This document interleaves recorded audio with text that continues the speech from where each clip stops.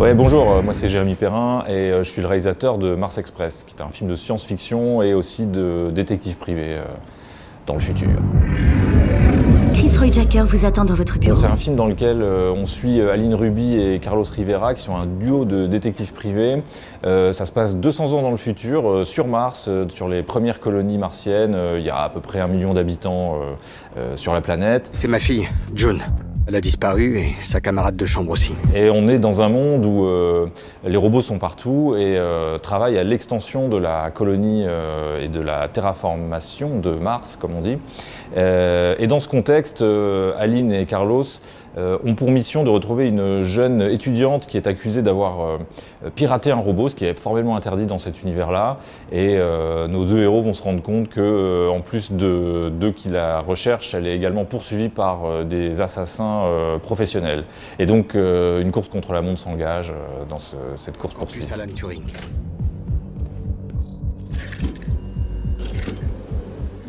C'est de la SF, du polar, et c'est à destination plutôt des adolescents et des adultes. Ce qui n'est pas une chose qu'on fait si souvent en France. C'est une typologie de film, même le cinéma de genre en général, hors animation, est peu présent en France.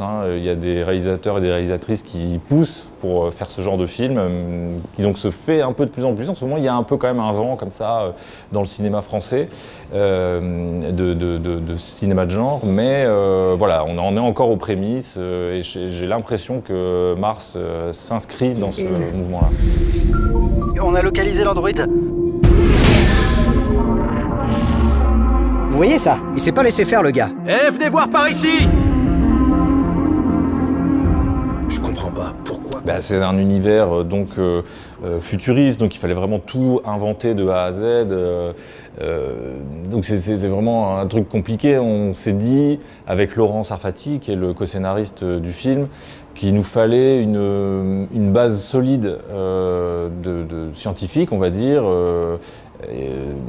Et donc on est parti sur l'idée de rencontrer des scientifiques, des experts dans leur domaine, que ce soit même dans l'industrie automobile. On a rencontré des programmeurs, on a rencontré des planétologues, vraiment dont la spécialité très précise était la planète Mars, vraiment pour poser tout un tas de questions sur la gravité, la durée des journées sur Mars, combien de temps ça prenait autour du Soleil, enfin pour faire le tour du Soleil, les distances Terre-Mars, combien de temps un voyage Terre-Mars pourrait prendre, par exemple, puisqu'on a ça dans le générique du film, on voit la traversée.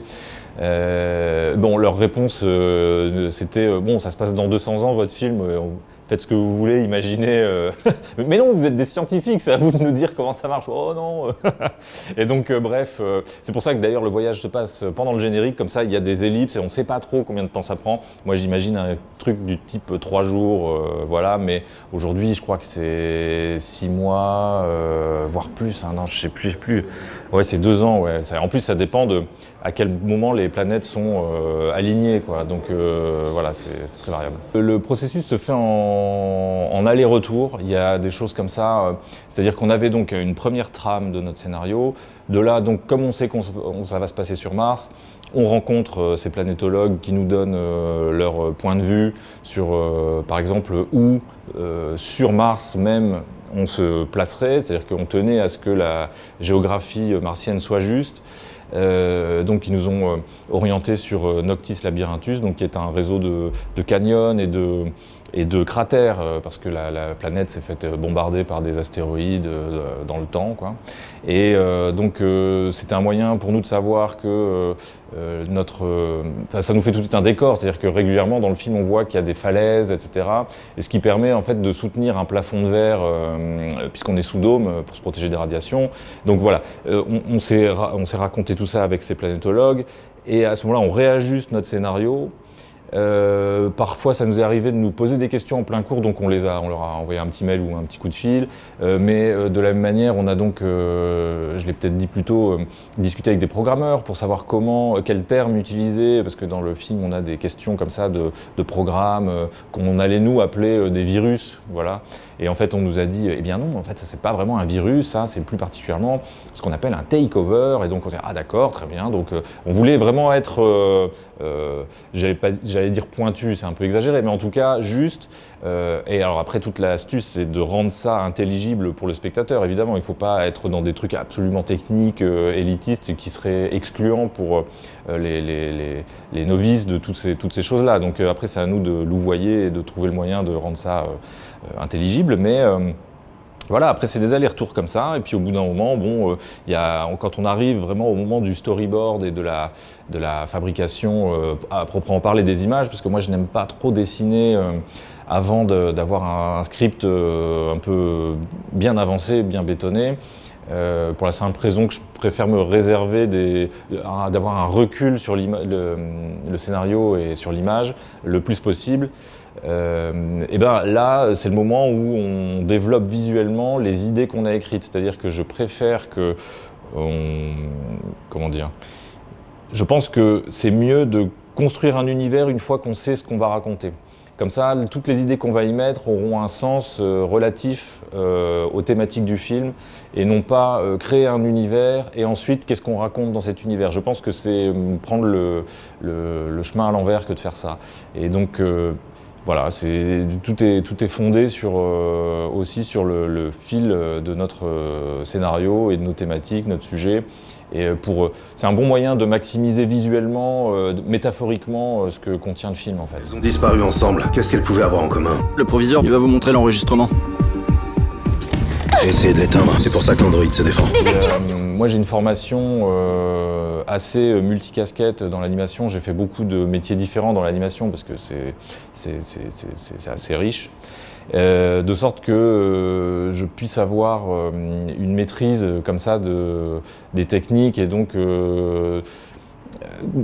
on est amené, quand on est réalisateur, à discuter avec tous les groupes qui forment l'équipe entière de fabrication du film et qui ont tous des métiers différents. Donc moi je veux pouvoir être compris par eux, les comprendre et de cette manière je pense que aussi les gens du compositing, les gens du storyboard, les gens de l'anime, je pense respectent d'autant plus un réalisateur ou une réalisatrice qui parle le même langage qu'eux et qui sait ce qu'il dit ou ce qu'elle dit. Donc ça c'est un premier point.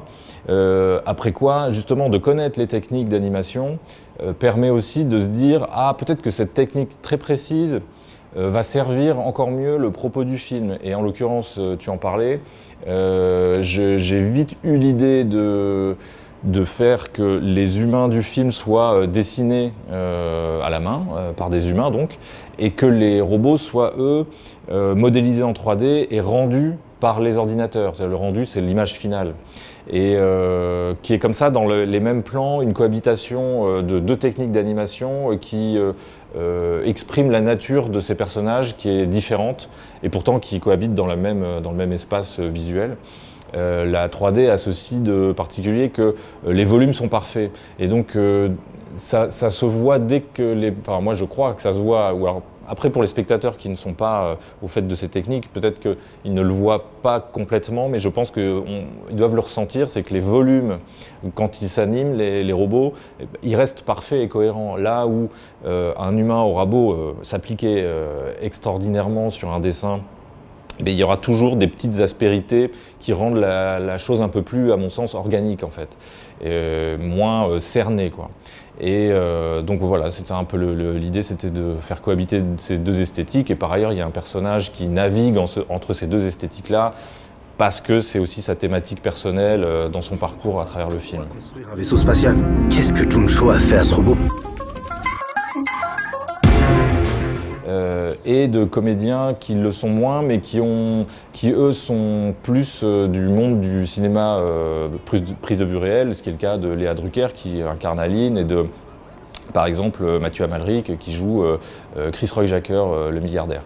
Et voilà, et moi j'étais content de faire ce mélange comme ça de bagages de comédiens et de comédiennes qui viennent de mondes un peu différents, et de les mélanger, ça permettait aussi d'avoir des types de jeux un petit peu différents qui caractérisent d'autant plus les différents personnages du film.